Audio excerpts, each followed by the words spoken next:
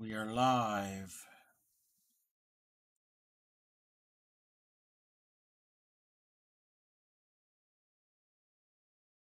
Oh, no.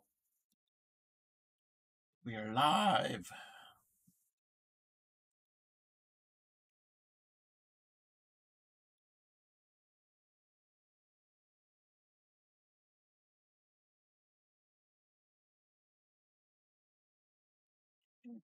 Let's get this started.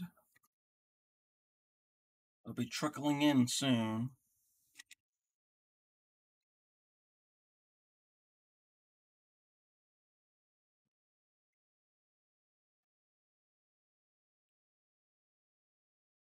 Good evening.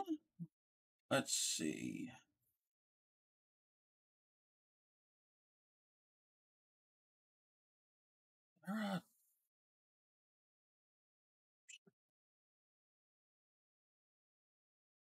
Okay.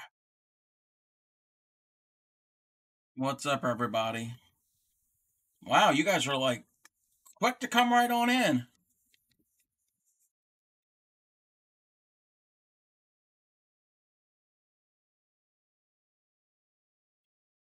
Yeah.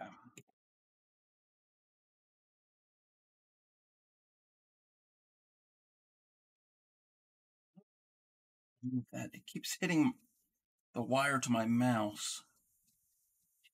Having an issue.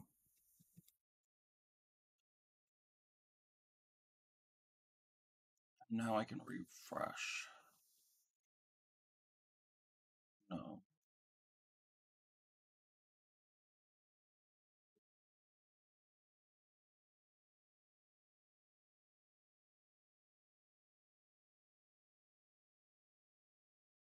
What's up? How is everybody this evening?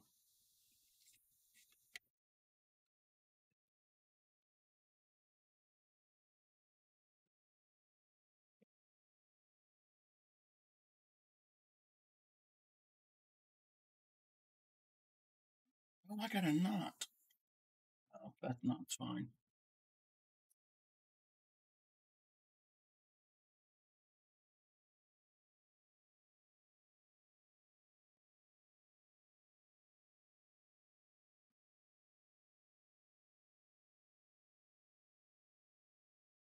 Can you all hear me?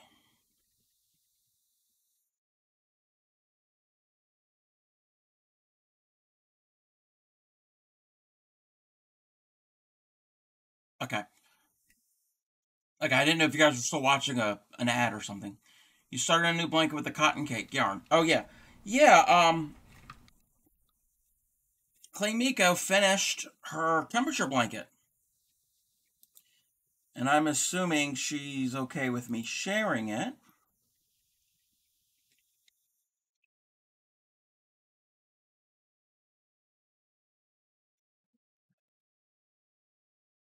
Oh, I gotta resize. So here we go. Here is Clay Miko's temperature blanket that she finished. It looks amazing. I love it.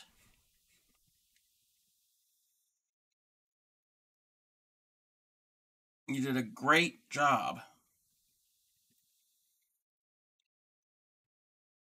Yeah, what stitch are you doing with the new blanket?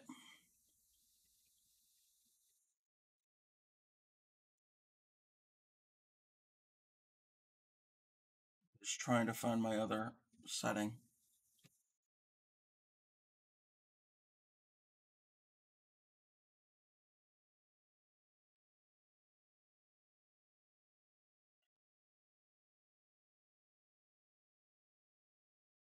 Good evening, Grammy.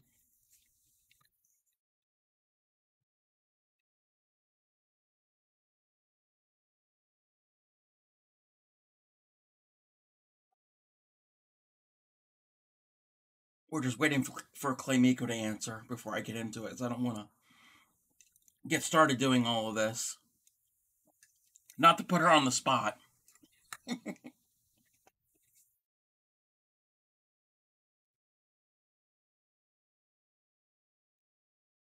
you're doing singles, but doing it for a baby blanket. So I'm going to do another stitch with it when I use the other color I have. Okay, that's cool.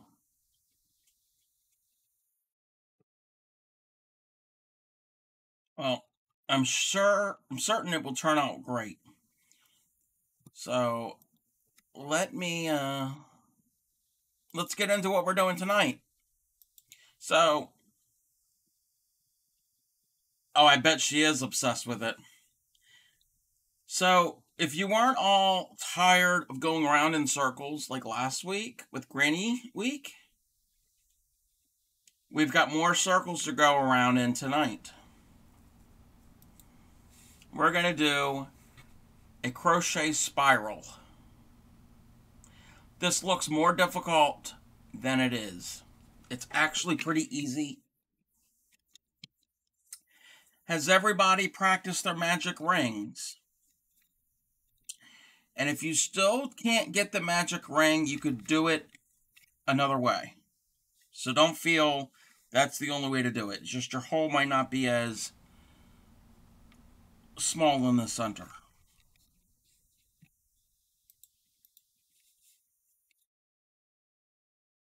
What you're also going to need for this project, besides 2 colors of yarn, it would help if you have stitch markers or safety pins or whatever, because it's to avoid a lot of counting. So I'm going to demonstrate the beginning with the magic ring. If you can't get the hang of the magic ring, I'm trying it labeled, you have a blister forming. Oh. Okay. So we're going to start with the magic ring, and then I will demonstrate how to do it with a chain join. Hazard of the craft, correct. So start a magic circle or the magic ring. Again, I'll go through how to do it. You're going to put your tail in your hand, pointing down.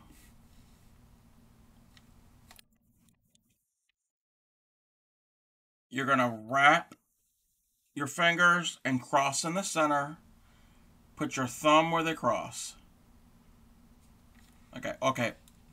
Yeah, let me do that. Let me check this before we get into the with the thing. This is what she's working on. Oh, I like it. That's pretty.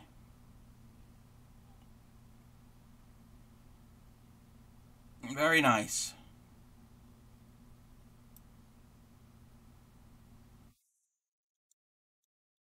Okay.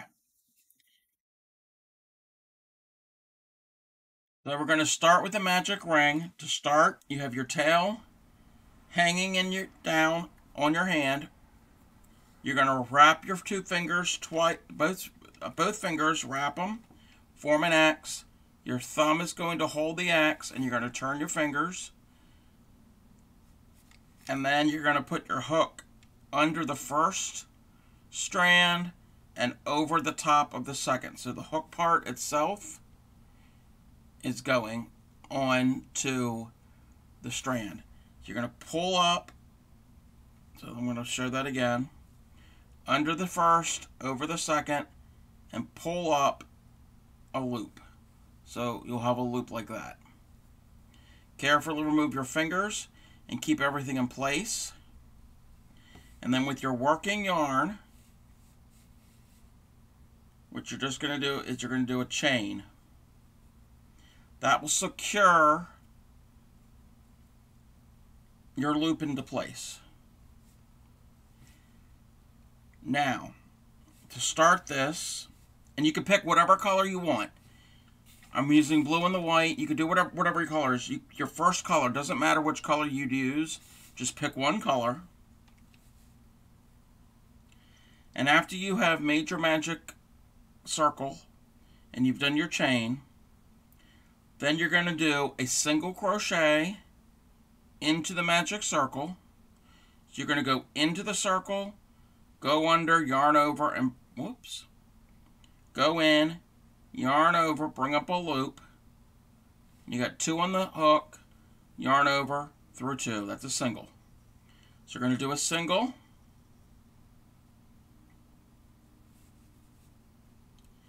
And now you're going to do a half double. A half double, you're going to wrap your yarn around your hook, go into the ring, bring up a loop. You've got 3 on the hook now. And then you're going to yarn over and pull through all 3.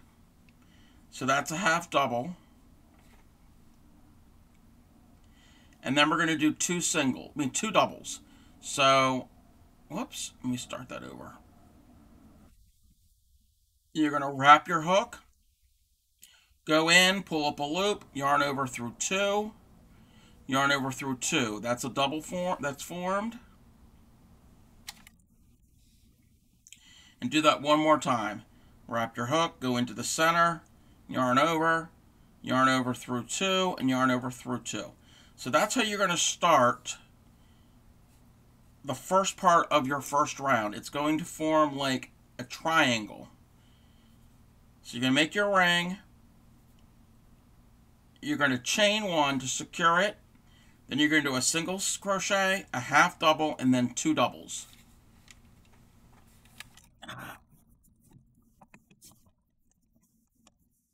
I want light, but not too much light. So it forms this little wedge piece. And then you're going to take your loop and you're going to make it big and put a stitch marker in that loop. I'm using a safety pin because I was using a stitch marker earlier and it broke. That is just going to secure it so that does not come out. Okay. Now you're going to get your second yarn, your second color. So you're going to leave your stitches here, and you're still got your loop. Your loop isn't finished yet. And with your second color, put a slip knot on your hook. Oops. And I'm going to leave a long enough tail because I'm going to need the tail is going to be woven in at the end. And then what we're going to do is right next to where we left off, we're not going to worry about any of the white yarn. We're just going to use the ring of the white yarn. So drop your working yarn of the white down. You're going to hold on to this, and you're just going to, oops, let me get this the right way. So you've got your slip stitch on your hook with your second color. You're going to go into the loop, and with your second color, move the tail out of the way. You're going to do a chain, do a chain to secure it. And I suggest you pull that blue yarn, the stitch, your second one, real close to your whites. So now you're going to do the same thing. You've done a chain to secure it. And you're going to go in and you're going to do a single crochet, a half double, and 2 doubles. 1 and 2. Then pull up your loop and put a stitch marker on that loop. So you've got this thing here. You've made your magic ring, and after you've secured it, you do a single, a half double, and 2 doubles, and then with your second color, join with a chain to join it to the ring, a single, a half double, and 2 doubles. So you've got 2 little triangles that they increase in stitches because they're different heights, and they're in your 2 colors. So you go from smallest to largest, and then immediately with your second color, smallest to largest. And your loops, your working loops of your stitches, have stitch markers in them to hold them. Then what you're going to do is you're going to take your work. After you have that, this is your first round actually. Hey, Norfairy.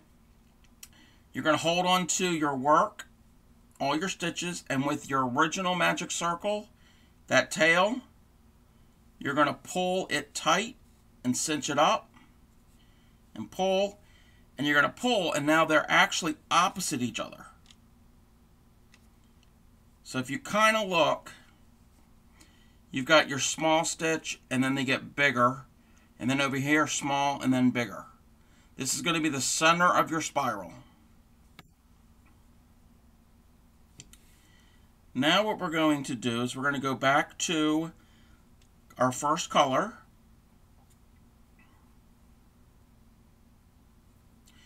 Go to our first color and take our stitch marker out of the loop. And you're going to put your yarn into your first color. And you've got, if you look at your blue, you're going to have 4 stitches. Where your stitch marker is, you're going to count that stitch. That's 1, 2, 3, 4. So you're going to have 4 stitches. You might want to count, you think you would want to count the chain stitch that's there, but you don't count that little chain. So I really got to look on this lighting.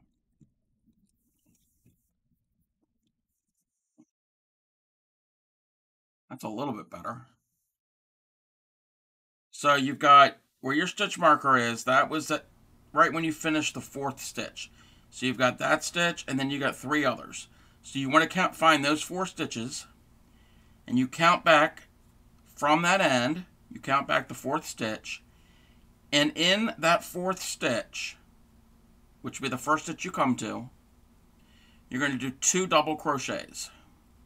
And getting into this stitch is a little bit of a pain. This is the only time it's really a pain, is that first one. So in that stitch, you do 2 double crochets. What we're doing is we're increasing,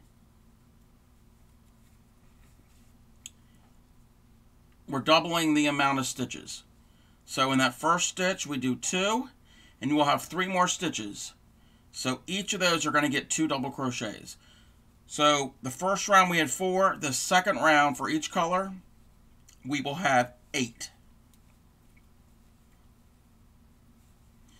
And you basically work up to your stitch marker. We're just doing doubles. The rest of it's all doubles until we get to the very end. Now when we get to our stitch that has a stitch marker in it, pull your loop out a little bit out of the way, and then you can access the top of the stitch. And you're doing your 2 doubles.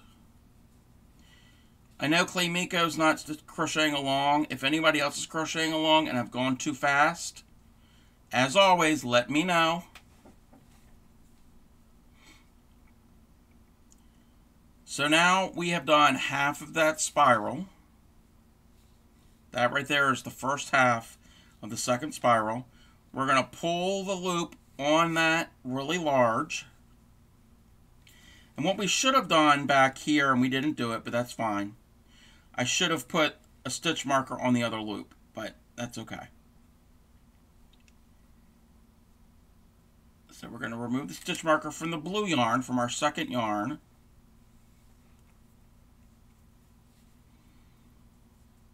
And we're going to do the same thing in the first 4 stitches. We don't count that little chain stitch, and you can't, I can barely see it here, but there's a little one there. It's the very first single crochet that you did with the white is what we're going into.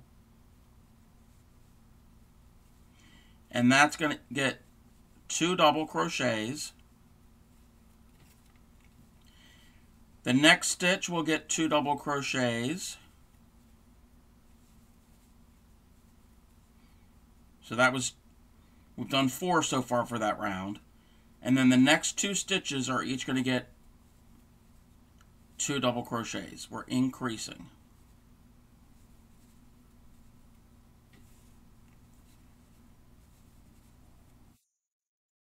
Okay, so once we've done that, you're going to expand your loop really big. And it could help to put in a stitch marker, but I'm just going to leave the loops really big. So that was the end of round 2. The rest of it's easy now. So now let's go back to our white yarn. So each time you're increasing it by the number of your base. So our base round had 4 stitches on either side. So the second round had 8, so we added 4. This next round we're going to work on now, we're going to add 4 more. So 8 plus 4 is 12. So the very next stitch, we've switched to the white. We're going to alternate. You start with one color, then go to the second color. That's your first round. And then you do the same thing all the way around. You can alternate back and forth. It doesn't really matter which one you do, but I think it's a little easier to keep track of what color you start with and then just alternate back and forth. So that was the end of round 2. Now round 3, to start it, first we're going to do 2 double crochets in the next stitch. 1 and 2.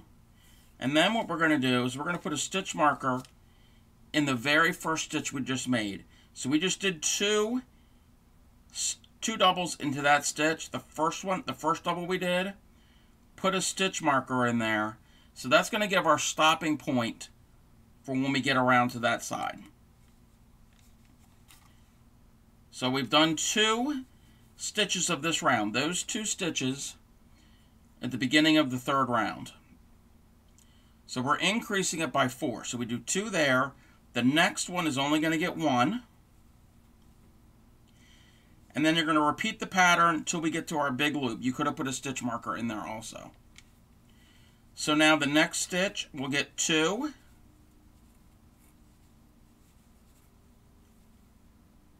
Whoops, if I can make the stitch.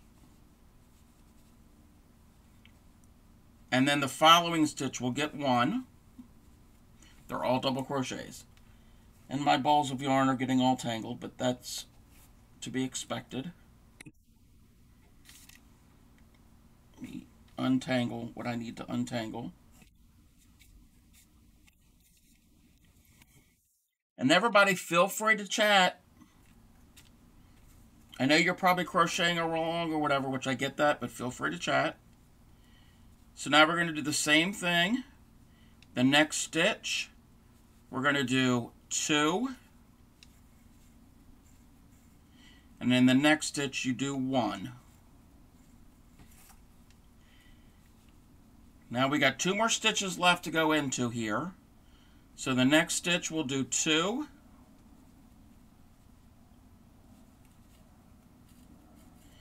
And in the last stitch, it's been completed, but we've got our loop here. So in that last stitch, we'll do 1. So now what I'm going to do is I'm going to put my stitch marker into that loop to hold it. So I've done that. That is going to be our placeholder in our white. Now we're going to stop and we're going to go to the blue. My yarns are getting tangled. Going to go to the blue and we're going to do the same thing. So in our next stitch, we're going to put 2 doubles, and then we're going to put a stitch marker in the first stitch we just made. So we made 2. The very first one we did, we'll get a stitch marker. And now we're going to go back to crocheting. So we've done 2. And in the next stitch, we'll do 1. And in the next stitch, we do 2. And in the next one, we do 1. You said Jewel toned one down. Look, took your advice and started corner to corner with crochet yarn. Looks cool so far. Oh, cool.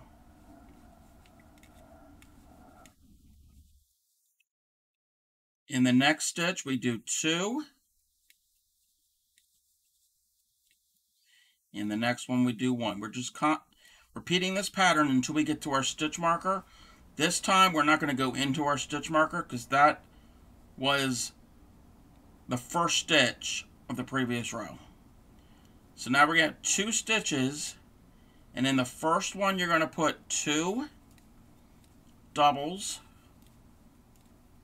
and in the next one, the end of the row, we'll get 1.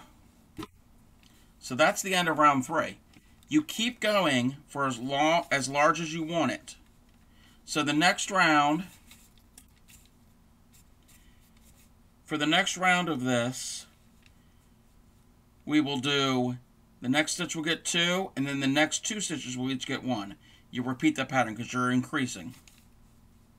You can make this as small or as large as you want.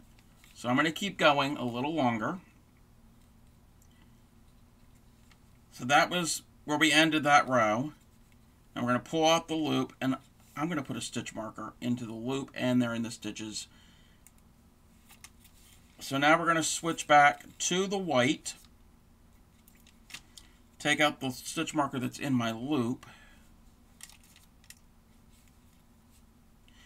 And take out the stitch marker that's marking the end of that row there. So now this time, to begin this round, the first stitch will get 2.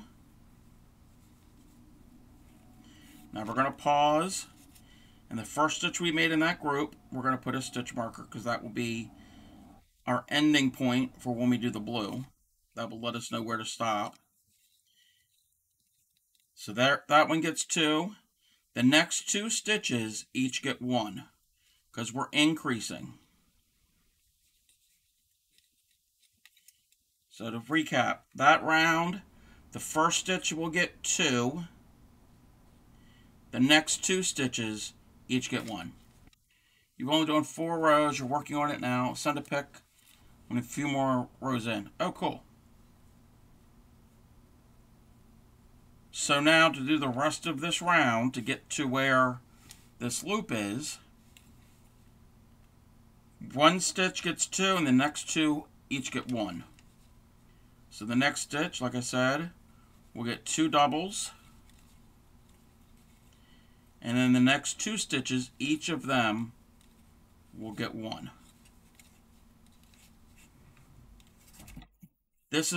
We're increasing like this so it'll lay flat.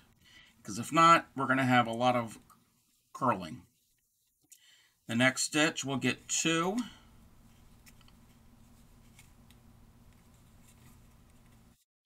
Each of the next 2 each get 1.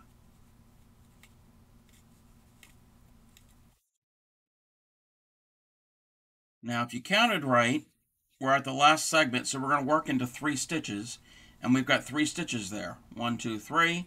So the first one gets 2 stitches, and it's all double crochet. The only time you don't use double crochet is when you're starting your center and then also tapering it to the end, which we'll get to in a little bit.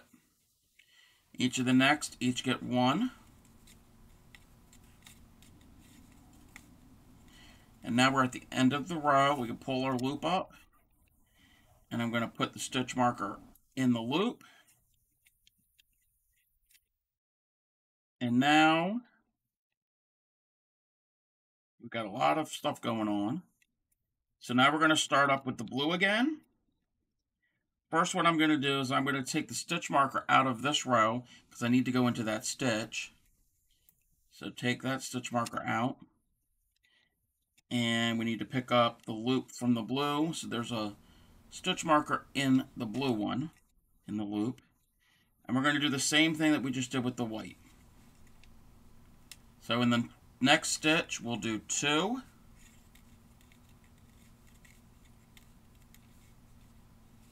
Now we're going to stop and put our stitch marker into the first stitch of that cluster we did. We did 2 stitches there.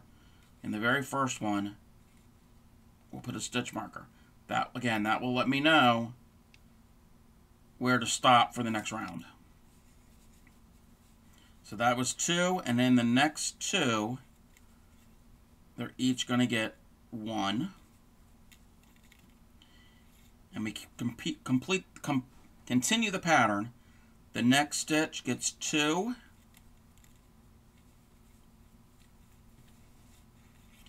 In each of the next 2 stitches, each of those get 1.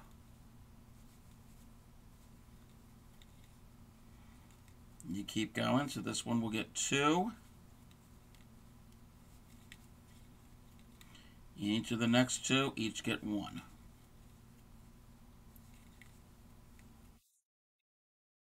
Now we're at the end of the row, because we got a stitch marker here. We got 3 stitches, so that works out great, because this one's going to get 2, and the last 2 are each going to get 1.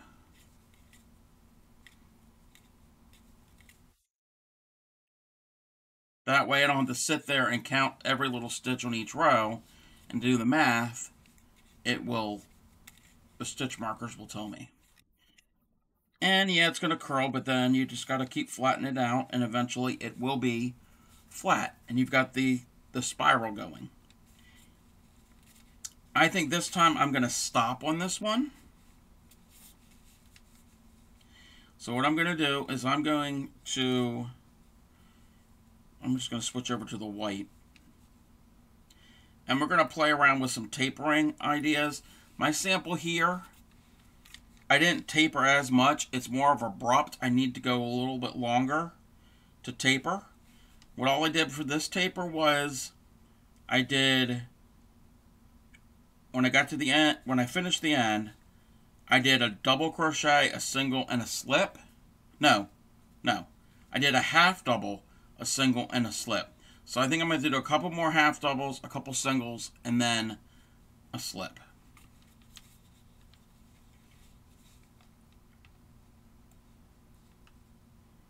And that's something you'll have to play around depending on how big your circle is. So I think I'm going to I'll do 2 half doubles. We'll do 1 here, but what I'm going to end up doing is I'm going to mark the last double I did here. So if I have to frog it out, I can. So there's a half double, and I'm going to do another half double. And now I'm going to do 2 singles. Again, we're tapering, we're ending this project. So we did 2 half doubles, 2 singles, and we're going to do a slip stitch. That looks good. What do you guys think?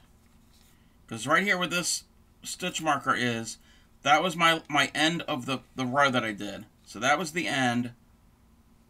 That was a double. And then from here over is my taper. So I did a half double, a single, and a slip.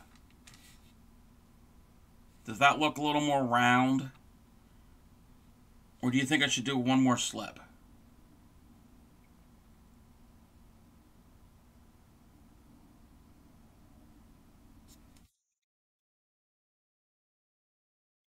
Okay.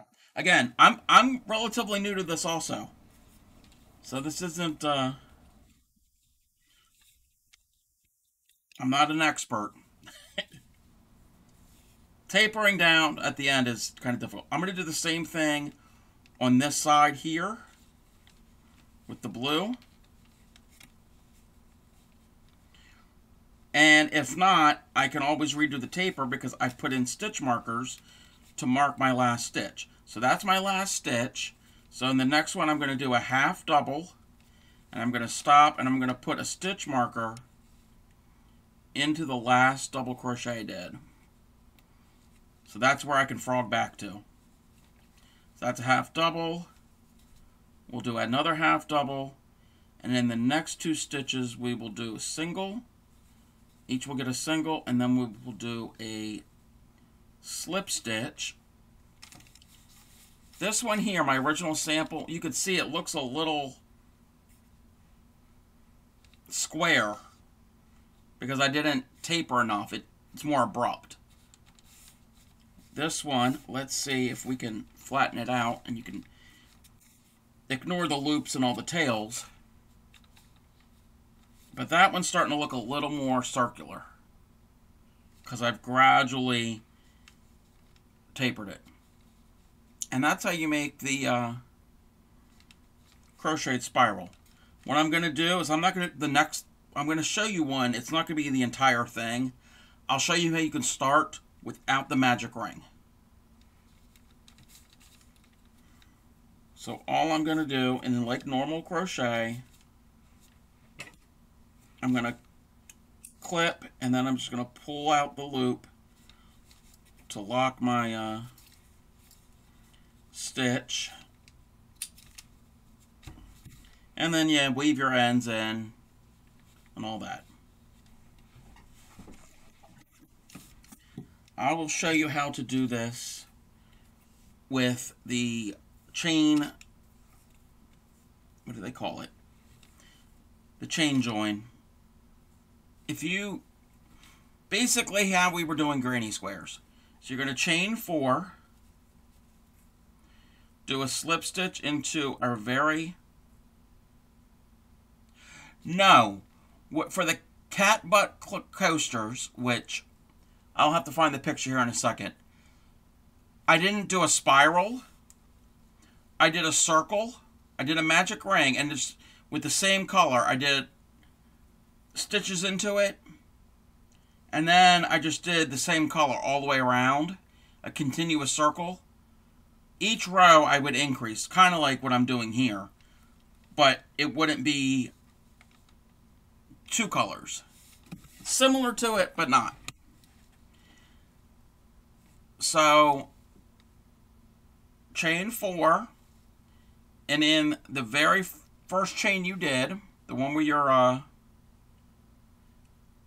slip knot was, you're going to do a slip stitch to form a little ring, just like we do when we make a granny square.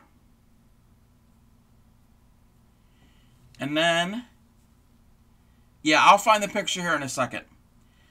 And then you're just going to do your double crochets. You don't chain, you do your double crochets into that center ring. So I did 2, 3, and let's do 4. Actually, this one, let's do 6. This one's slightly different. That was 5 and 6. And then you would switch to your other color and join and do 6 more. And then you would do the increase the same way we were increasing here with your stitch markers. So you'd have your other color here, and then you'd alternate. You do one section of one color, and then the other section of the other. Does that make sense? Just like I'm doing here, but instead of the magic circle, we're going into a chain circle like a regular granny. You're not going to have that really small center hole. You're going to have somewhat of a hole in the center. That's the only difference.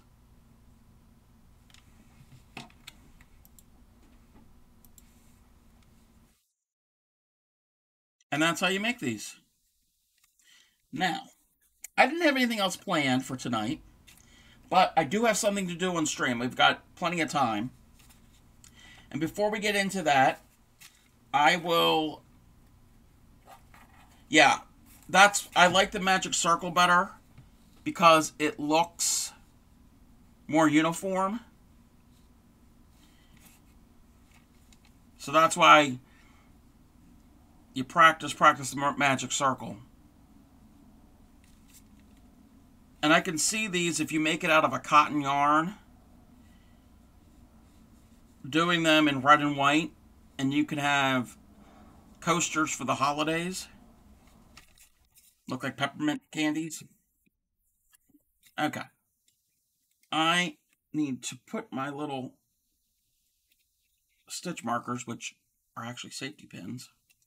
I broke one of my plastic stitch markers, but that's fine. I'm going to find the cat butt coasters picture that she was mentioning. I made these coasters for a friend of mine. Let me see if I can find them. I don't know what I named them. I'm looking through some pictures, actually.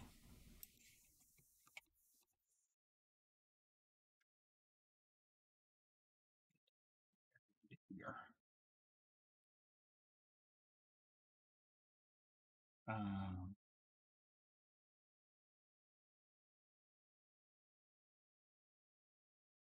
hmm. I wasn't expecting to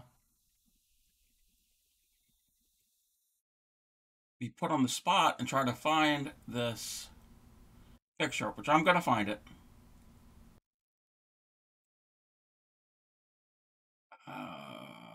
Oh, it might be in my projects folder. If I can find my project. Wait, where is my projects folder? Oh, here's my projects folder. Here we go. These are cat butt coasters I made for two friends of mine. I have one friend who he's got a orange, I don't know what you call it, what the breed is, what you call it, an orange cat. And then my other friend, he's got a whole bunch of cats, and he's got some tuxedo cats, and he's got a gray cat with black. So that is the cat butt coasters that I made. It's patterns all over the internet. And you basically do that. You do however long. You start with your pink color as the center. That's one round. And then you increase. You do however many rows. I think I did 3 rows. And these might have been single crochet. And then you get however long. And then you make the tail. And then what I did is I ended up slip stitching all the way down to do the feet. And you do like you only do a certain amount of couple stitches in there back and forth. And then I slip stitch to the others. So they're real simple and real easy. Kind of cute. Okay. Um, Cinderella, are we ready for meme of the stream? It is 40 some minutes in. That's usually the estimated time. It's not like we have a set time for it. But if you have something prepared for the meme of the stream segment, and I'm just cleaning some things up.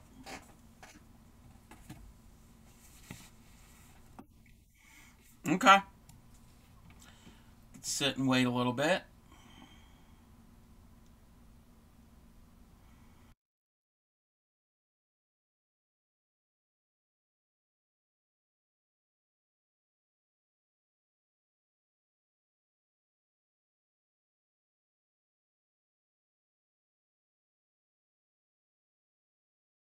Okay, we've got this. We're going to go into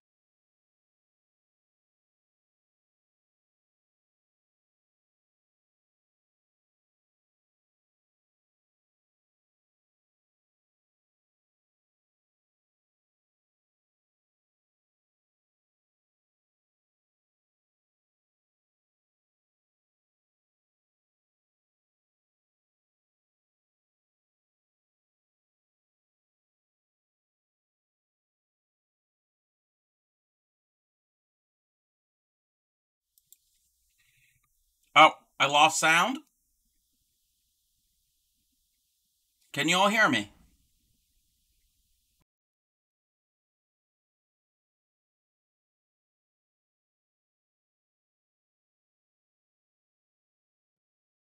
You can hear me? Hello, lady 1241. Welcome to the stream. I'm the Crafty Cub, and mainly crochet, but we have done other things on the stream. Okay. Okay. As soon as you. Okay, it was a glitch. Okay. It does it sometimes. Basically, what I was saying was. Oh, put the meme back up. Okay. Let's go back to the meme.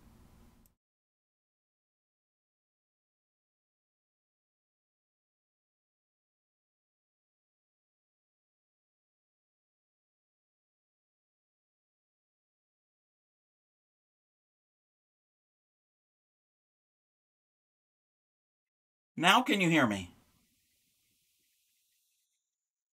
Are we good now?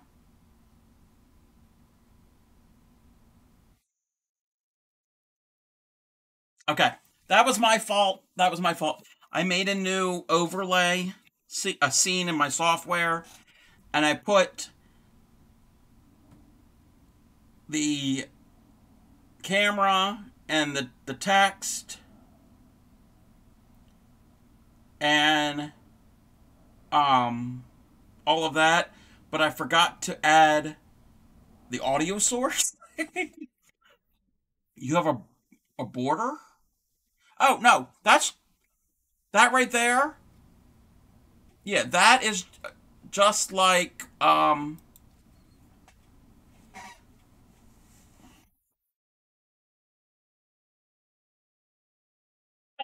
trying to point to it. I can't. Okay, it's like there. Anyway, yes. Yeah, it's just the text. It's nothing fancy. My stream is very low tech when it comes to all the graphics. I've seen some streamers. They've got all different types of colors and widgets and things moving, and it's like I want it simple.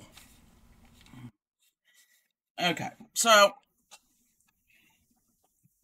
the rest of the stream, I'm going to be doing some, and I know it's red, and I know it's hard to see, but I'm not actually. This is going to be a swatch because my friend.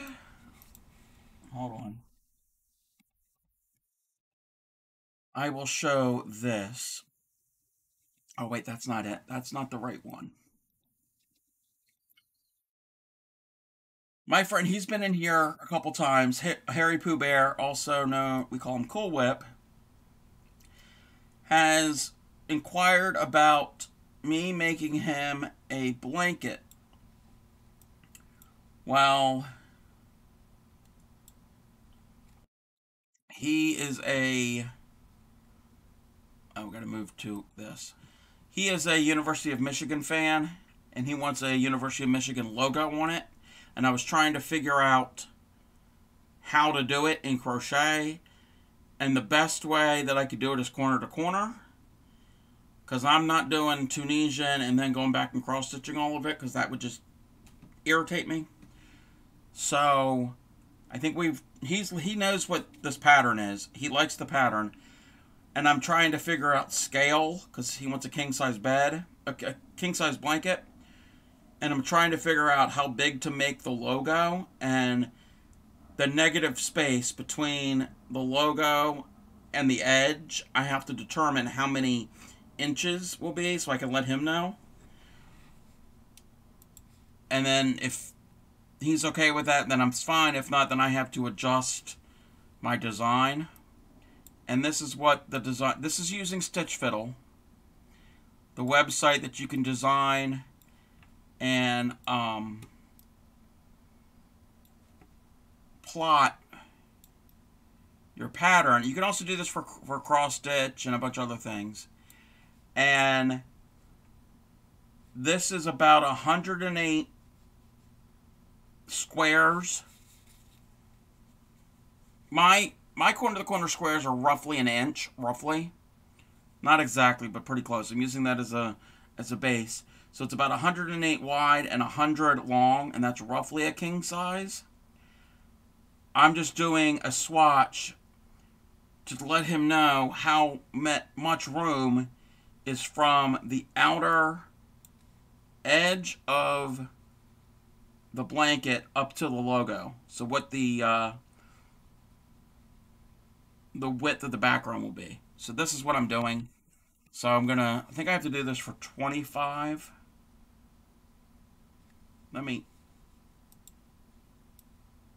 I gotta zoom in. Uh, yeah, I gotta find.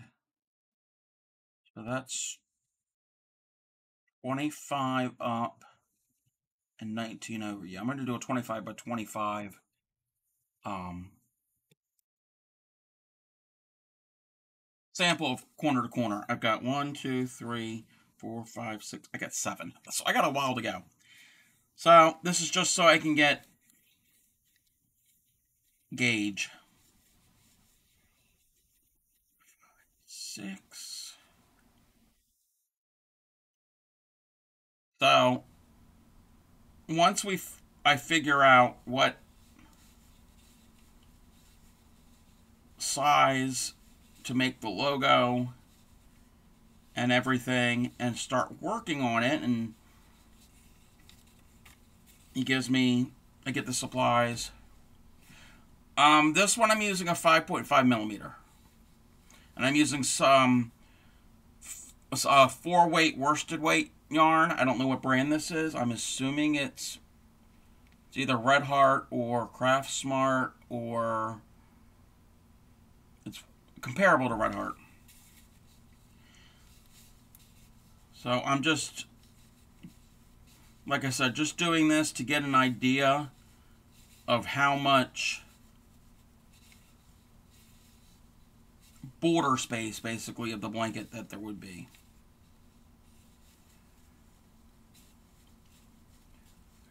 But once I get the supplies and start working on it, that'll be another project that I will be doing here on stream.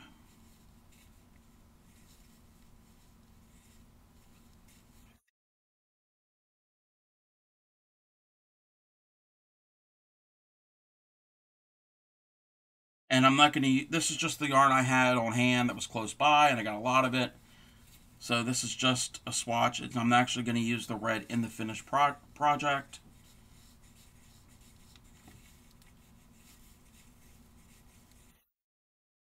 Because there is no red in that logo. It's navy and gold.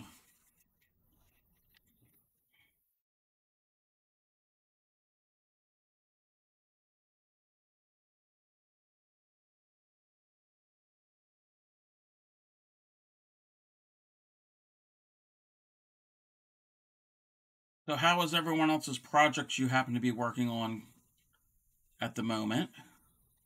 Or not currently as we speak, if you're not crocheting, but anything that you've, I know, Clean Miko said she's starting a new blanket.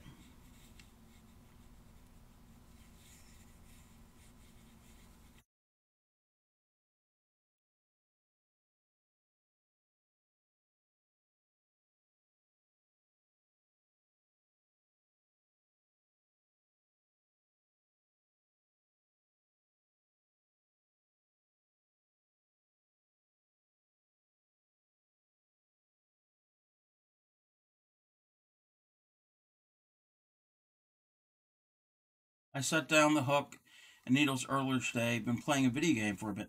Oh, cool. What game are you playing?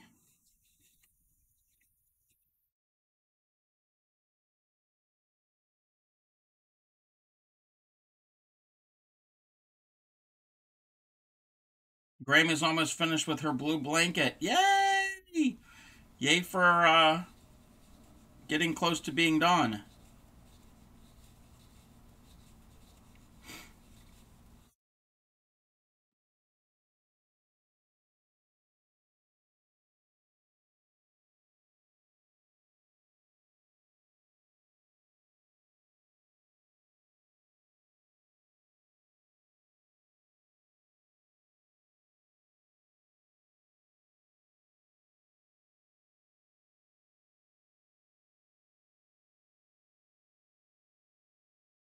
You sent a pic? Okay, hold on.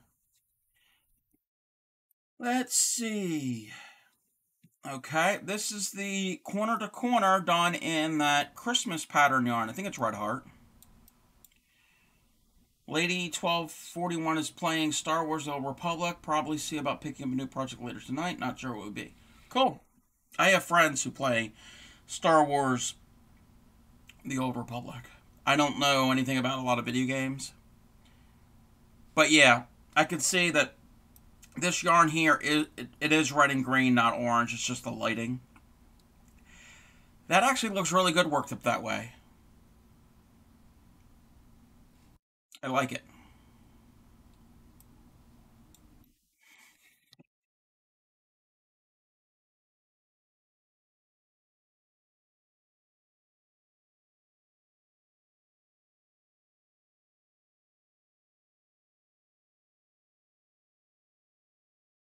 I don't remember what the previous pattern was. I kind of remember what it looks like, but either one.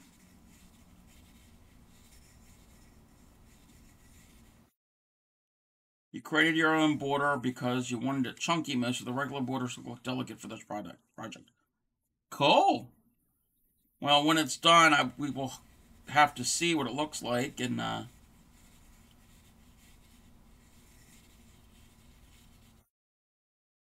you'll have to let us know how you did the border.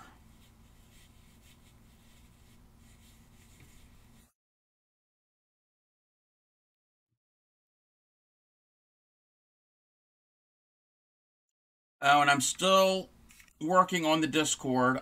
It's not ready to go live yet. I need to work more on that this week.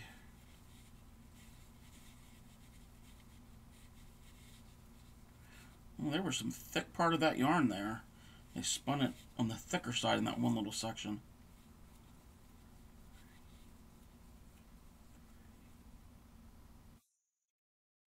Then I pick up the previous Christmas. Okay, let me finish this square. And then I will check it out.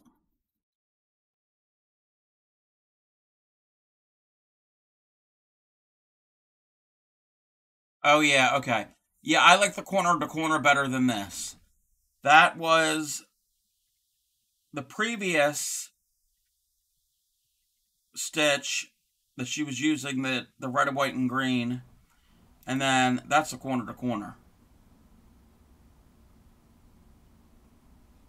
I like the corner to corner a lot better.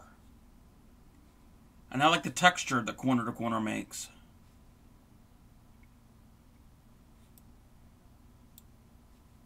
Again, I'll bring back, that's the original. The goofy line, like right about here. That's not too bad.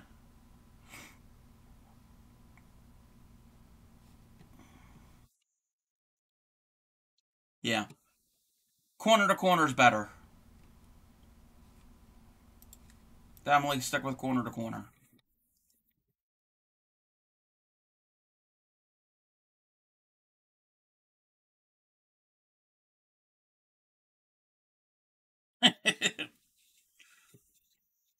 Nothing wrong with frogging. I know it could be a pain, but sometimes we just have to do it.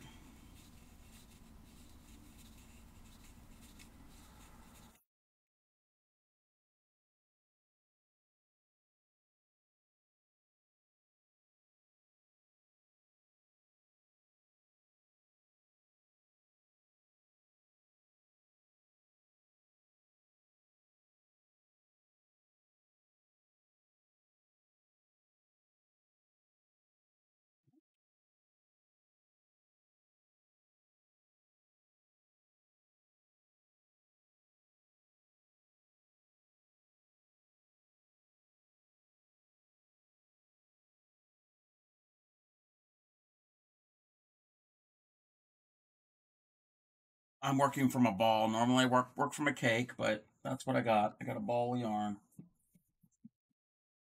Gotta pull out a couple miles of it.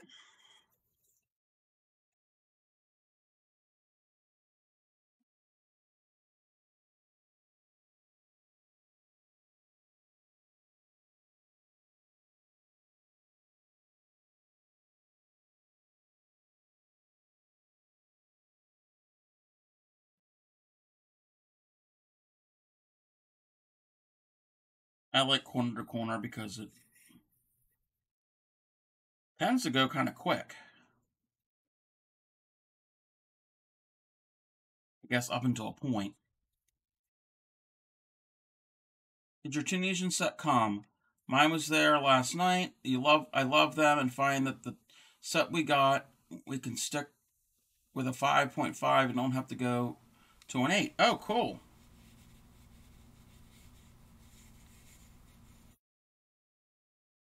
Yeah, those Tunisian hooks you got are nice.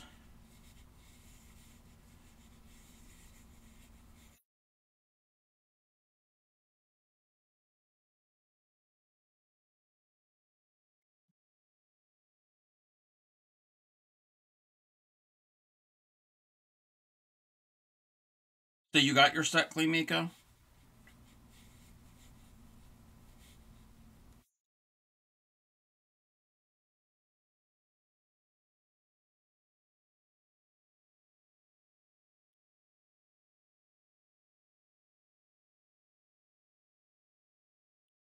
with two connectors, so I actually didn't have to get them. Oh, cool.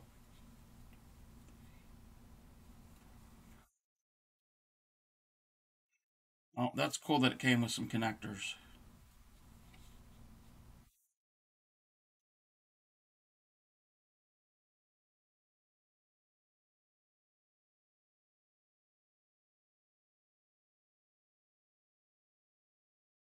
They did come and try them immediately. Now you figure out what to make. I gave your hook. Now that you gave your hooks, you might need more yarn. Yeah.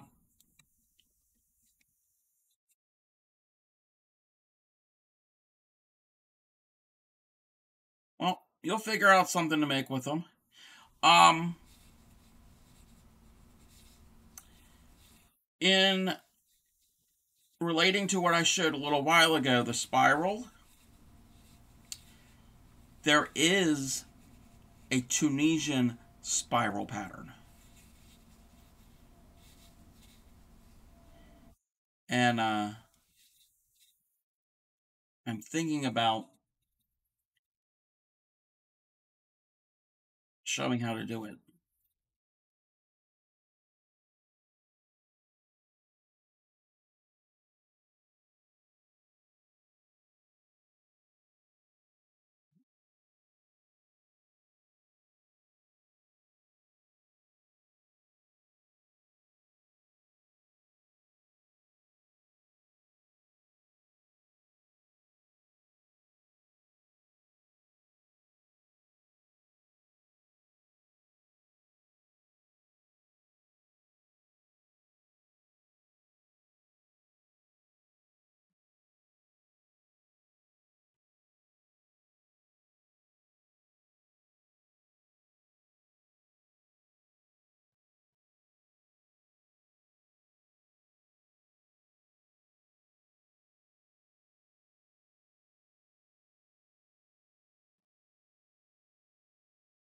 How was Nor Fairy? Saw him pop in a little while ago, and he was probably playing his games.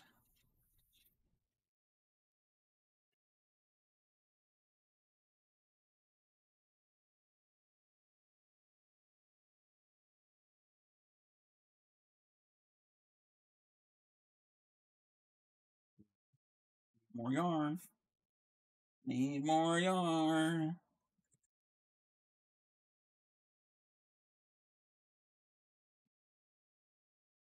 Oh, you had your sound off. Oh, okay. Said, how are you? What's up? And I figure you're playing your game.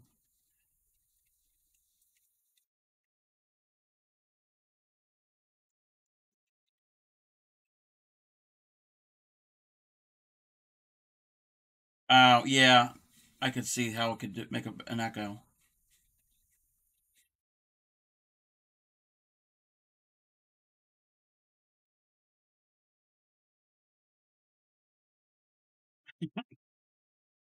So the normal.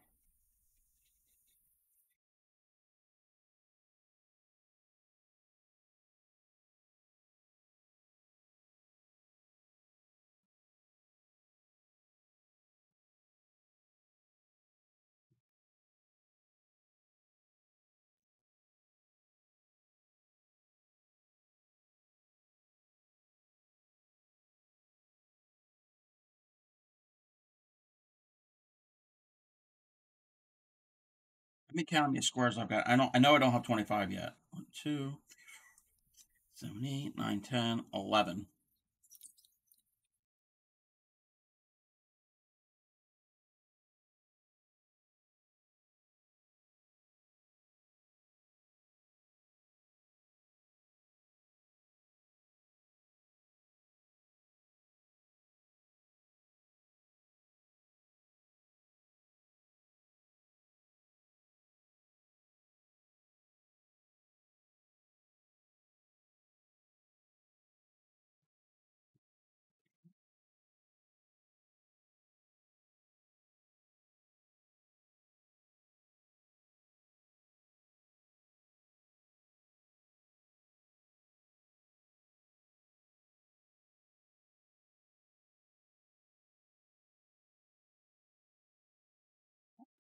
I always lose the stitch.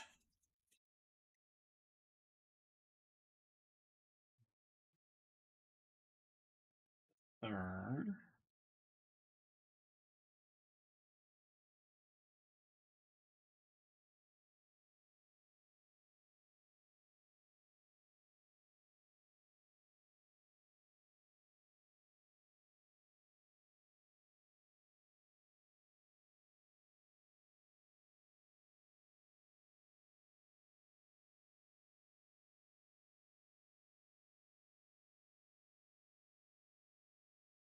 When you master the Michigan blanket, you can help me math up your graph again. Okay.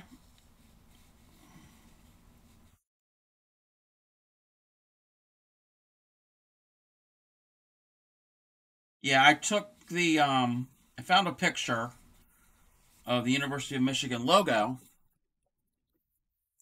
There's variations of the logo, but the logo he liked. And then just put that into Stitch Fiddle. And then I had to play around with some sizes and stuff, and that took a little while. And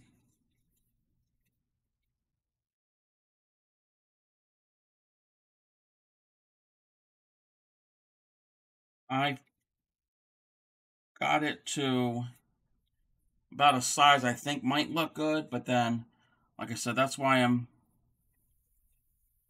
doing this swatch here, so I can let him know how many inches are going to be. Yep, the sizing. That's why you need to do swatches and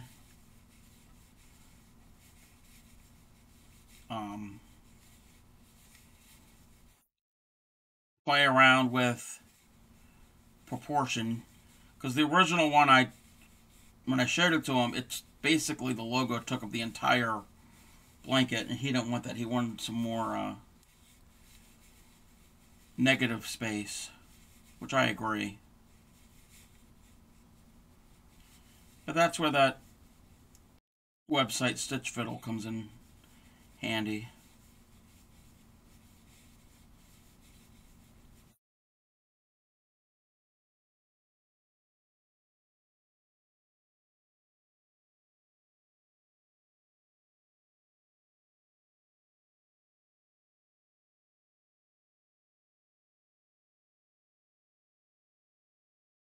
And I like it because you can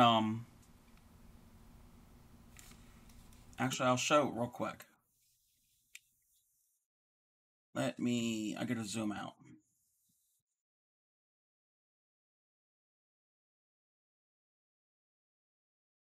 I can't get the whole blanket on even my computer screen.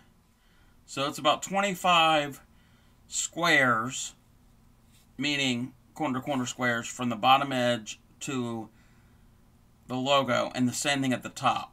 And then either side, I think it's like 19 on either side. The green in the corner, that's just my registration mark, so I know that it was centered.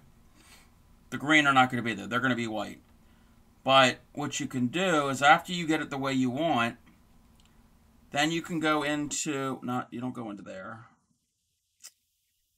You go into where,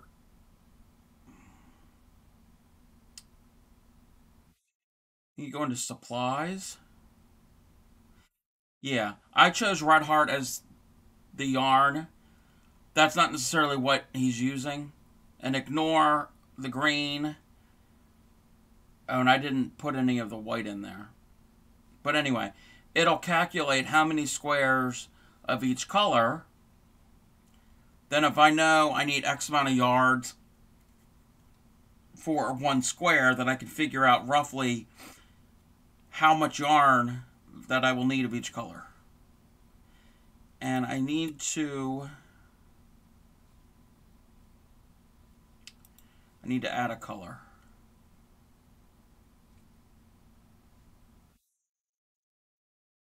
We'll do that. We'll add that. And oh crap. It's not going to be able to fill it. Anyway, That's not important. But again, you can go in there and choose, pick your color and place them wherever you need them. So I like that, and then you can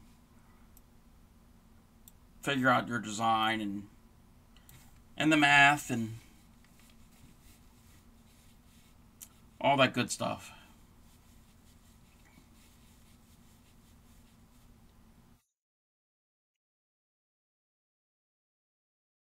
But I'm just doing this, like I said, so I can figure out like how many inches roughly will be around the edge.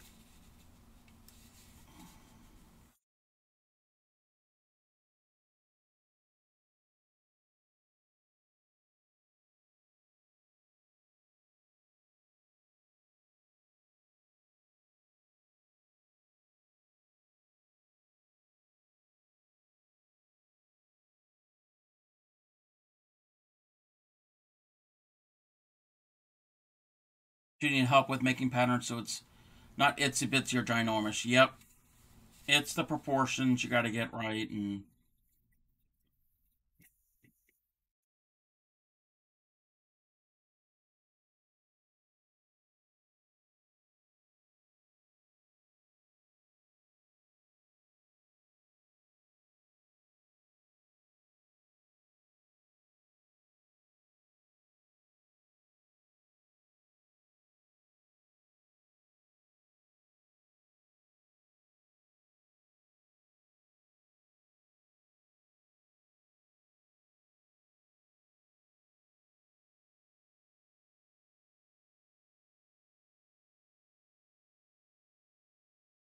but I don't think doing that blanket is going to be difficult. It's just it's going to take a while because he wants a king size, and that's pretty large.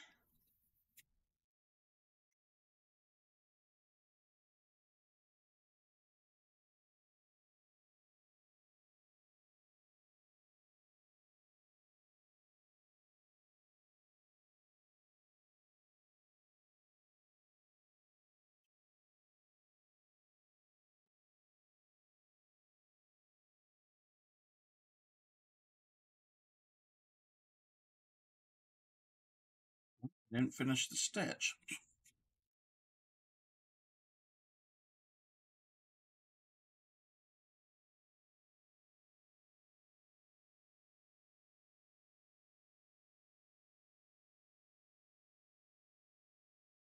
Keep missing the stitch.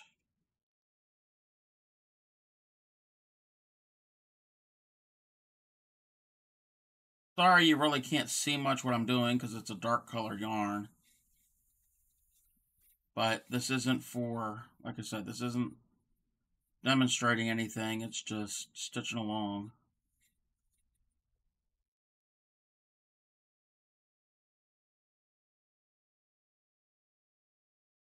I need to work on my lighting.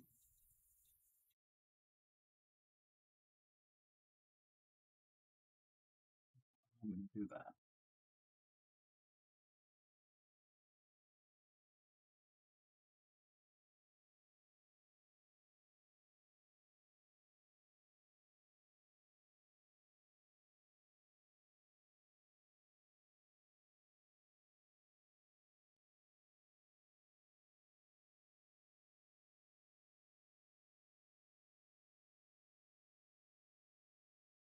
Can I do this? Let me see something.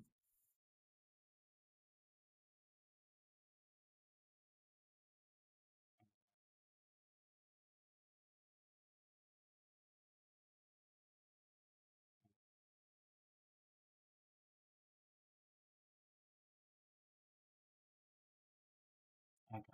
I was looking at something, but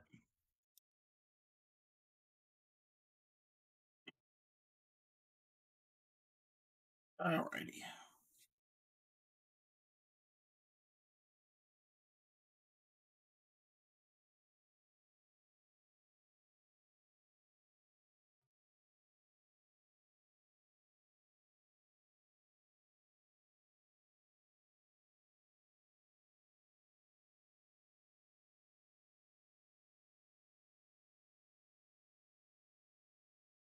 How many do I have so far? 1, 2, 3, 4, 5, 6, 9, 10, 11, 12, 13.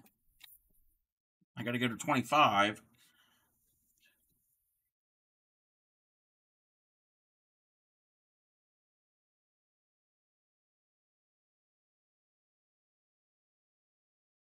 I mean, I could take a measurement now, but I want it to be pretty accurate. I was looking through the stitch dictionary today and saw some stitches that are similar corner to corner. With the one you make a chain, then stitch into that chain for each. I'll call them a cluster. I turned the page and said, nope, I don't need to look at that. I already don't like it. Just like corner to corner.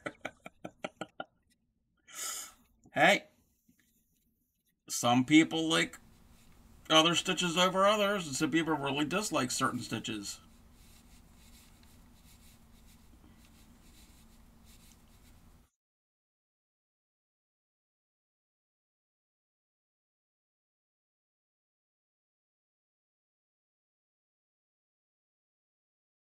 I think she likes corner to corner, the look of it. She doesn't like making corner to corner. I think that's the difference.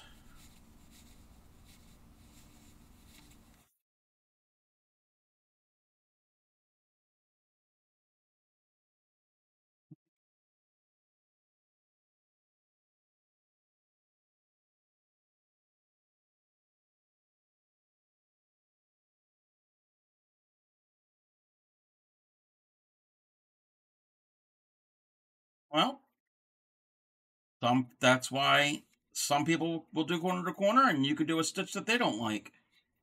She could do magic circles. Hey, that works. Claymiko can do the magic circles, and Cinderella can do the corner to corner.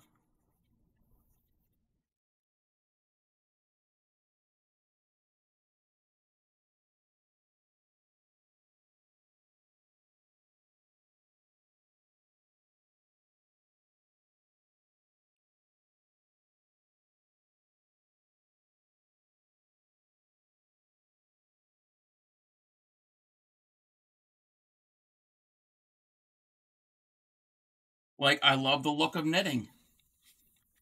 Love knitted stuff. I don't want to do it.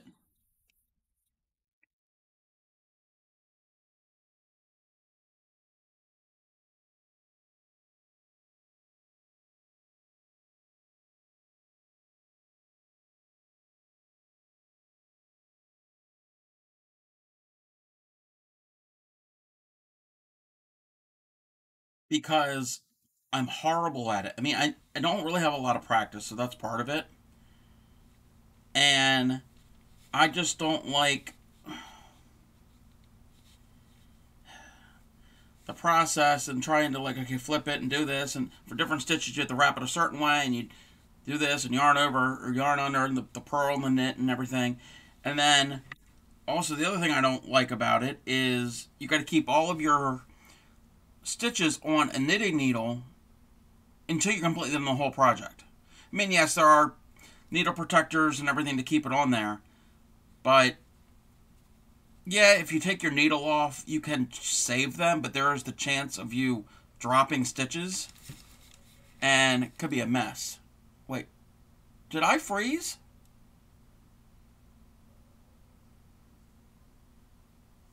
Um,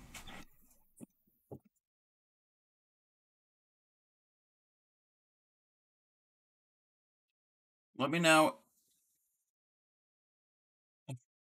Oh, whoa, okay. My stream preview is just frozen. Okay, I just wanted to make certain that it just looked weird. Because my software I'm fine, but in the thing where I'm seeing the chat, my preview froze up, but I think that's an issue with the preview.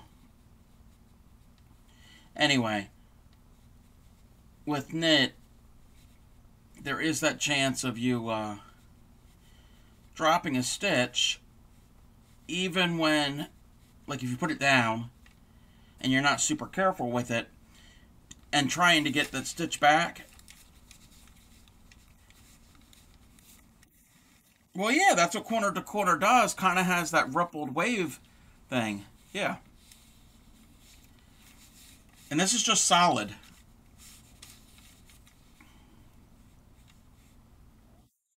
So I like crochet because when you're done for the day and you're not done your project, you just put out a big loop. You're done. And if that loop comes out, it only takes out a stitch or two, not stitches from previous rows.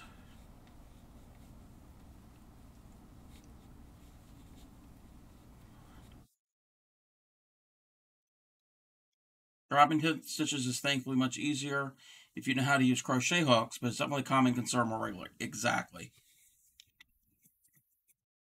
And that's just tedious, taking the crochet hook and trying to save the stitch, and just the thought of that, it just, I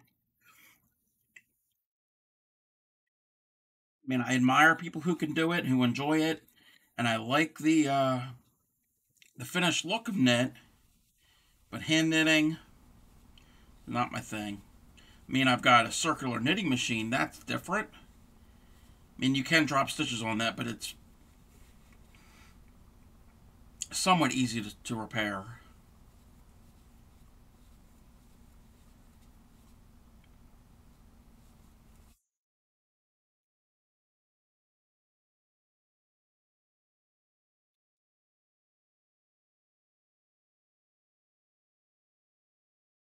Oh, yeah, about the corner to corner being wave.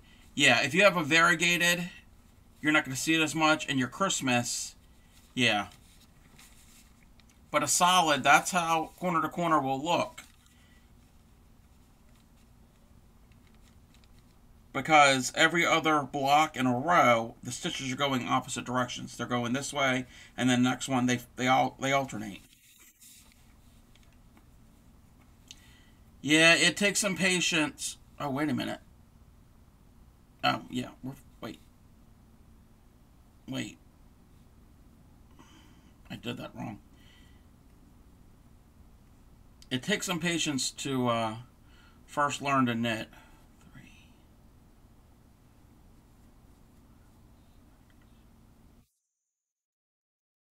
I mean, it's the same thing when you first learn to crochet. It takes some patience to figure out how to use the tools.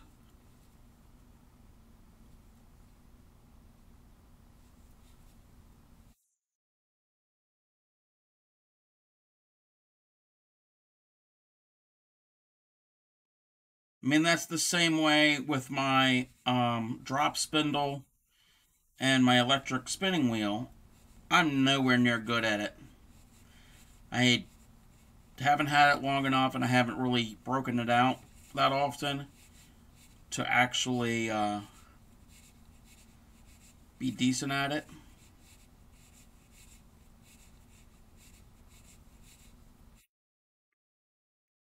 I need more practice.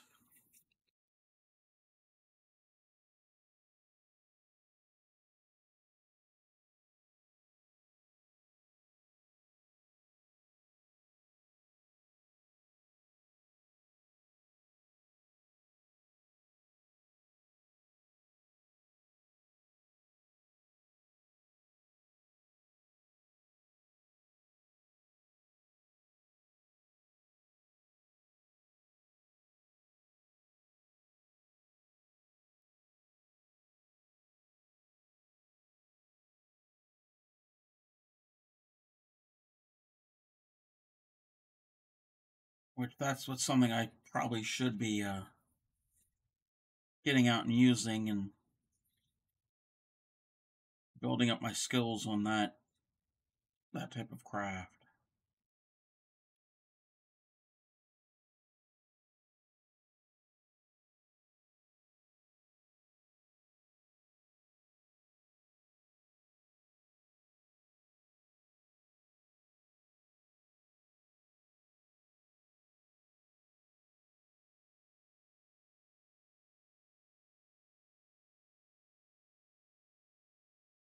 You don't like the sound of the two needle needles rubbing against each other and the loops in the hook not sliding smoothly. Yeah,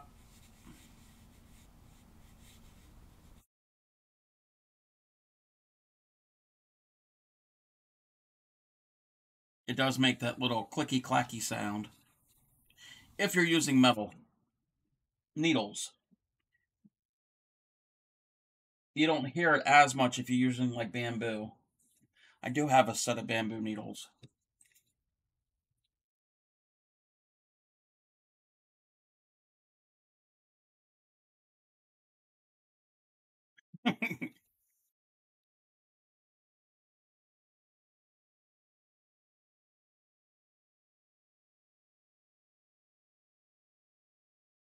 And also, I think it's because I'm not good at it because I haven't had a lot of practice, but it takes me forever to knit anything.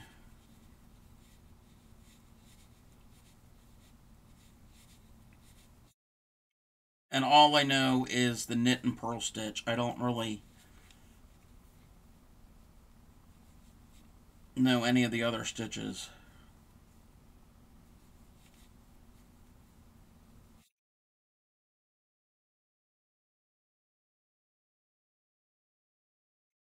Bamboos catch on things if they aren't sanded right. Yes. The whole gauge set that needs sanding because it's bamboo. Yep. Cinderella had a set of inexpensive bamboo Tunisian hooks, and she said they really needed to be sanded and probably have like polyurethane or nail polish or something put on them to help them to glide. Set is gorgeous, quite pricey too. Oh wow! You would think if they're higher end that they would have been sanded and smoothed.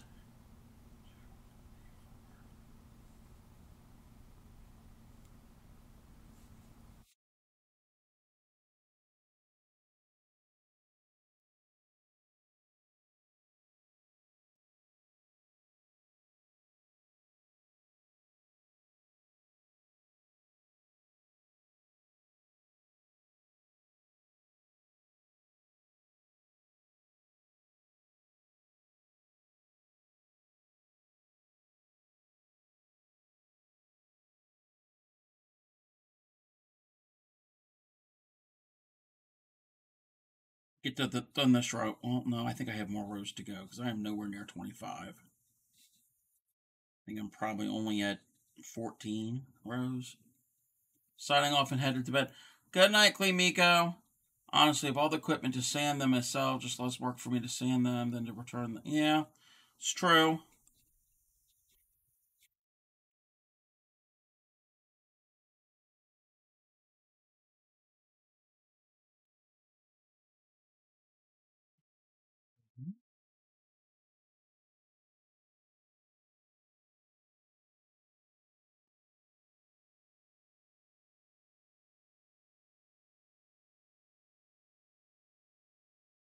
Whoops. Dropped the stitch. Didn't catch that one either.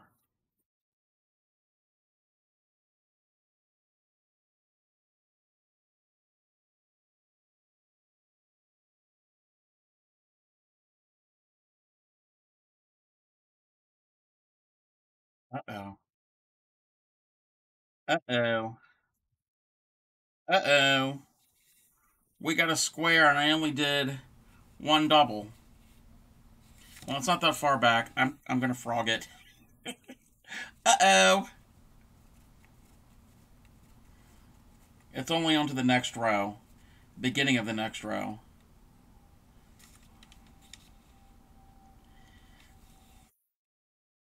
I'm glad it didn't have color work. Glad it's all just one color.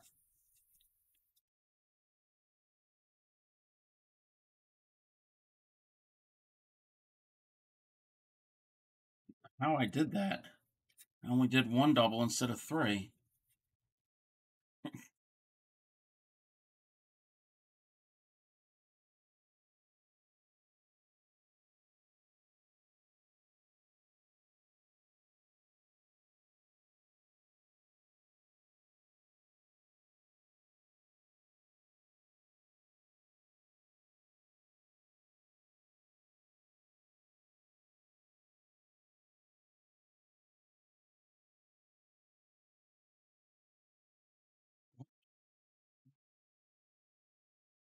Up the stitch.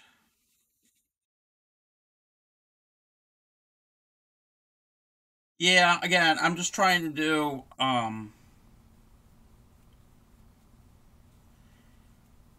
25 rows because that's what I have on my graph, just so I can see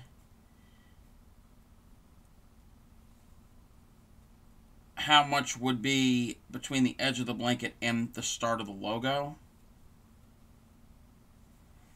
Instead of doing a small graph and then counting it and doing the math.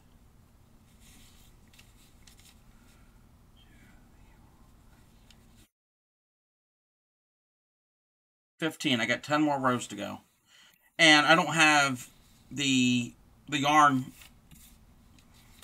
yet anyway. He hasn't decided on what brand. I mean, it's going to be a size 4 worsted weight. And it's probably going to be from a big box store, so it's going to be pretty much comparable to this. There might be a slight difference here and there. It's not going to be like a super fine or anything. So I'm not really worried about that too much. And it's not a it's not going to be a wearable. It's not going to, it has to be fitted to somebody. So it's going to just be a blanket. So if it's a quarter of an inch smaller or bigger, I don't think that's going to matter as much. But I'm just doing this so he can get an idea, because he doesn't crochet. So he can get an idea of how wide the widest border. It's going to be wider on the top and the bottom than it is on the sides. So that's why I'm doing 25. It's supposed to be 25 at the top and the bottom, and then I can measure whatever it is for the sides and let him know. Then that's where the logo will start. Oh yes, I'm charging for this. No, I'm not even going to even worry about that. No. It's going to be roughly 108 inches by 100, which is close to standard king size. So we're not going to make it larger so it can hang over the edges of the bed. No. He don't like it, then tough. We're not doing it oversized.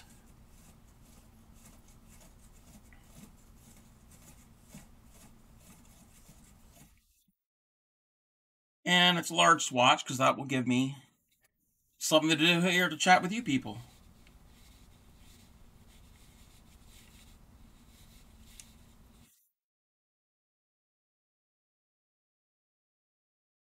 And then once I do this, and then we figure out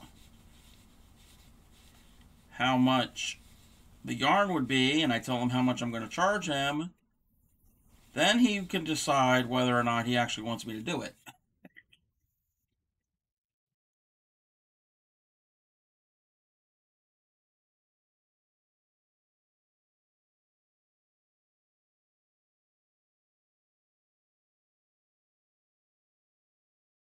I haven't really determined that yet. It's going to definitely be in the triple digits. I mean, it's not going to be anything like $1,000 or anything close to that, but it's gonna be up there because it's not a tiny little thing, and it's not gonna just be real quick to do.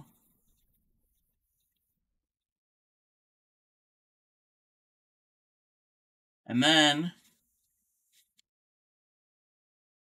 and that's on him. He'll have to pay the shipping. We'll have to figure out how much that's gonna be. That's actually not out of the question. $300 for a king size crocheted blanket, because you got to factor in all of the your time and effort that goes into it.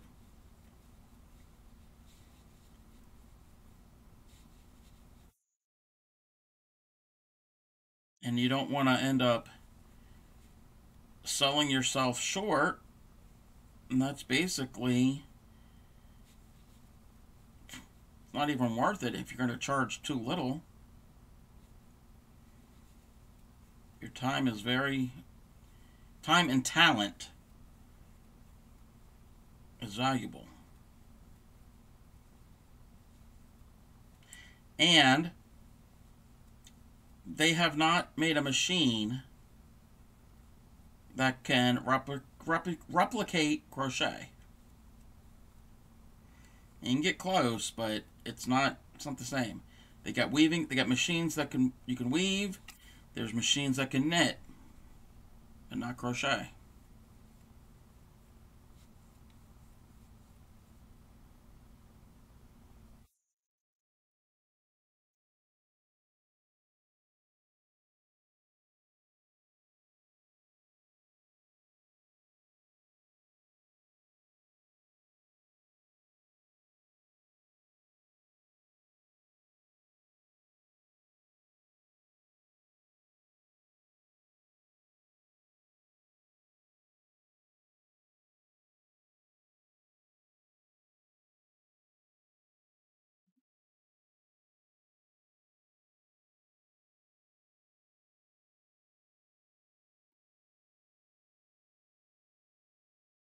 And this also is good practice for me to do corner to corner. Not that it's difficult to do. The difficult part is just changing the colors, really, and planning out how many bobbins of each color you'll need depending on where they are in the design. That's the part that can kind of give me a headache.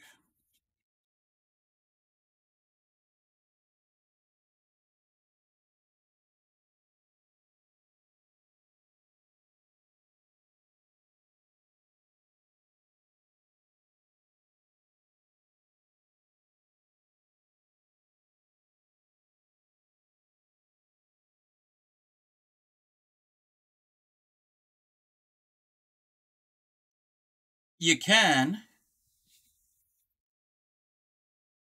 but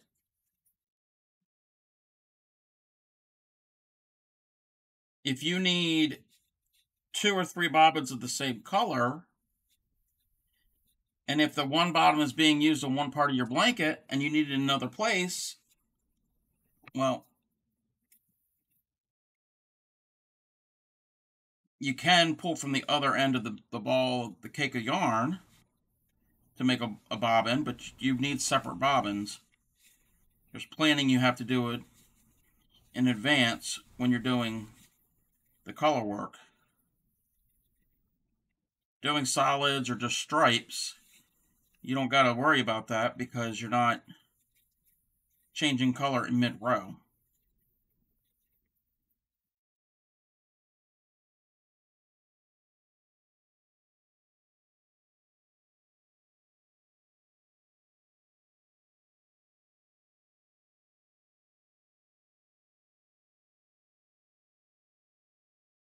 Especially if it's king size bed and you got yellow at one end and you need yellow at the other, well, you need 2 separate bobbins at least.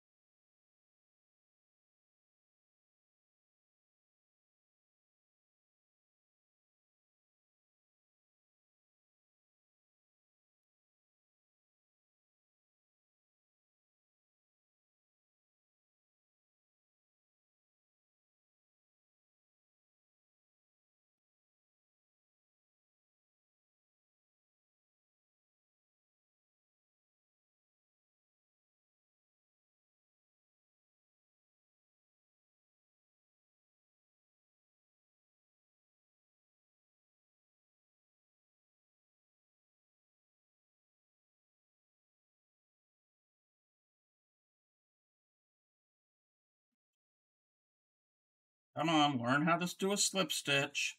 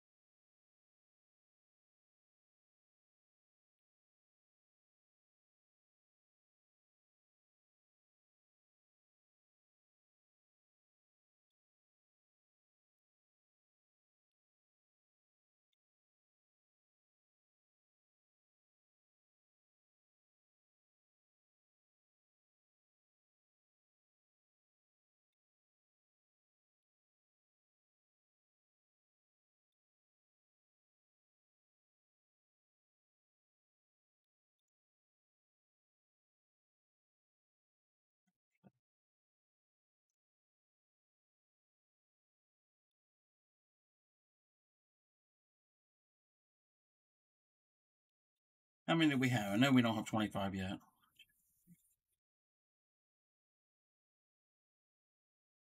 We're at 17.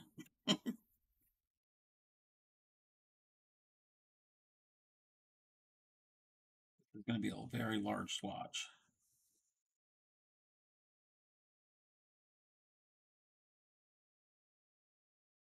And just think, I'll eventually frog this.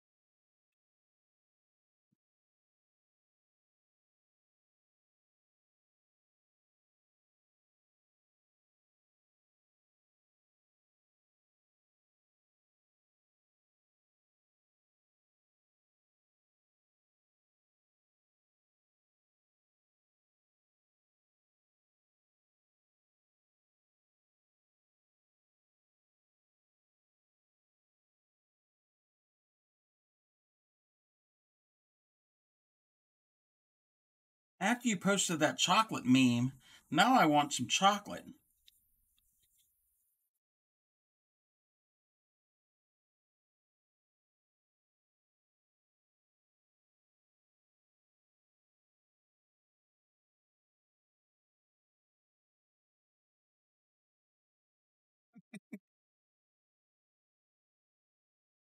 The other week when I went to Ollie's and got some yarn, they had um, bags of peanut M&Ms, and I got a bag, and they were pretty good. Haven't had them in a while.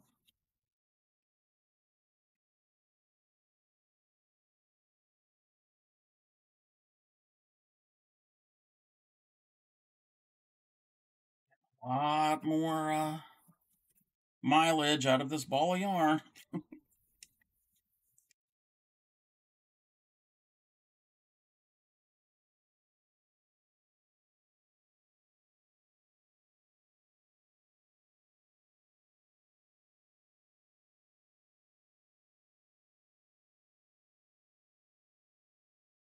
I need to work on my swatch for Thursday night. Thursday we're doing the Apache Tears pattern, which pretty cool looking, lots of color work.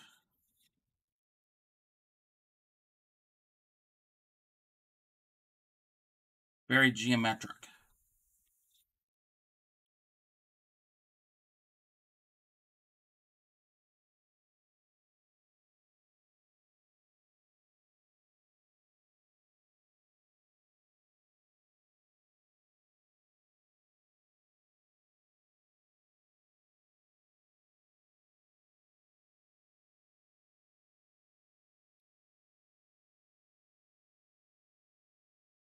Well, I did a half double, not a double.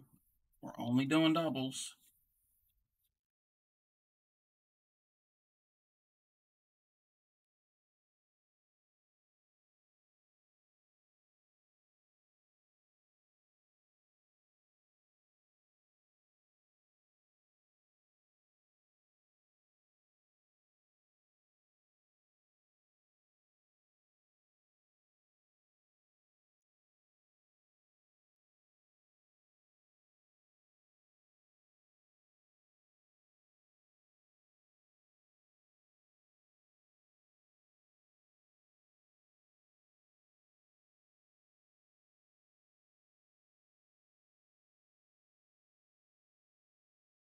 Yeah, that stream preview is still frozen, but if you all can still see me and hear me, that's what's important.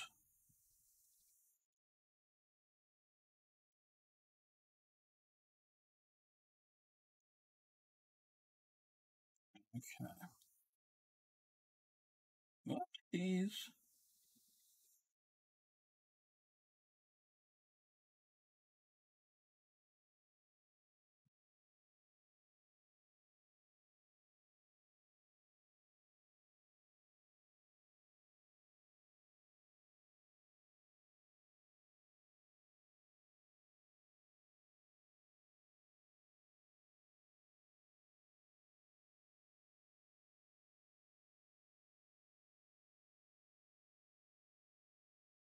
Flip it over.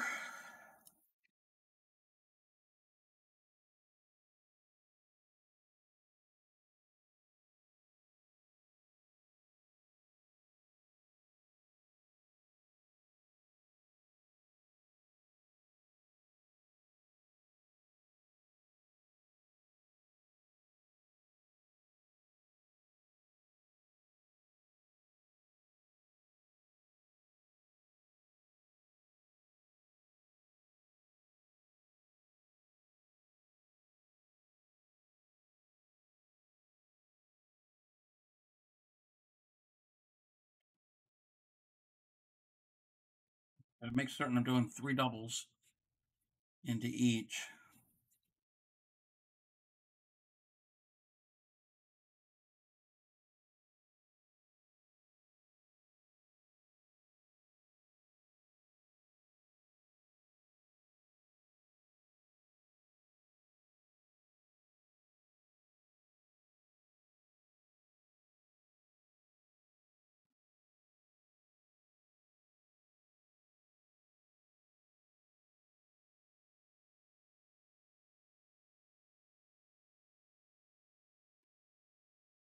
Oh,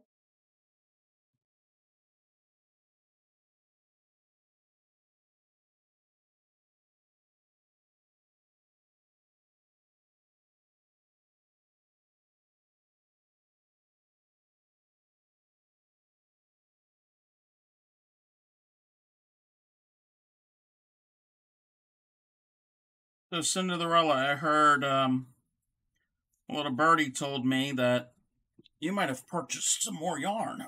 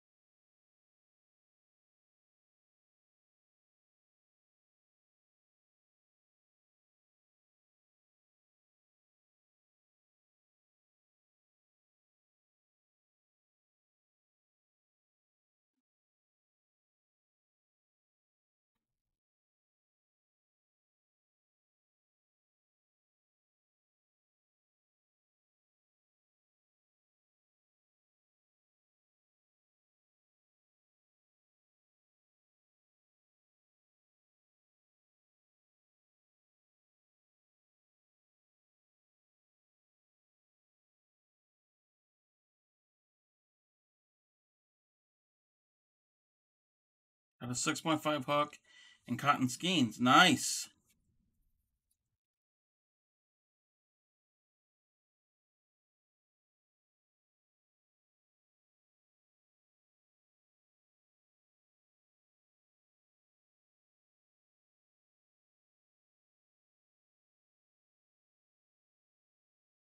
Good night, North Fairy. Catch you later.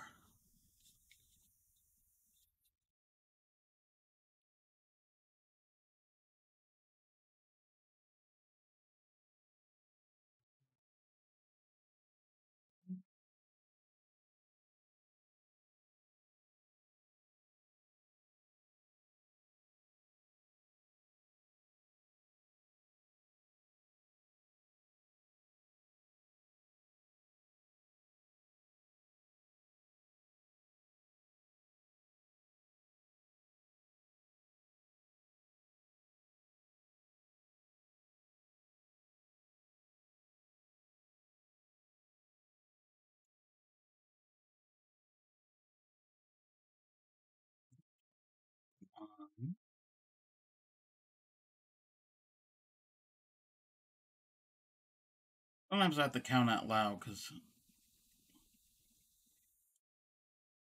it keeps me on track. Even though it's a repetitive stitch, and it's not that difficult.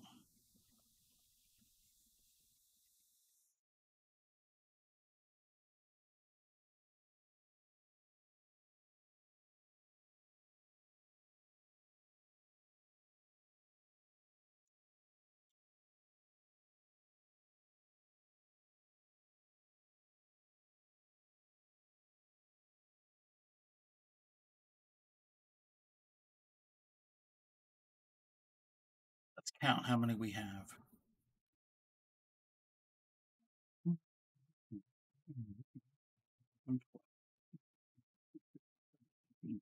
19.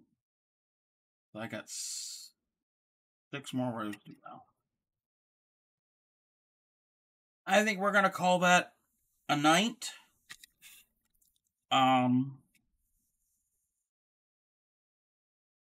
I will be on again Thursday at 8 Eastern for the Apache Tears Stitch.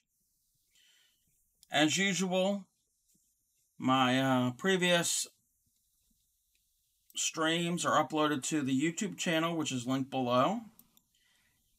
And everybody, you have a good evening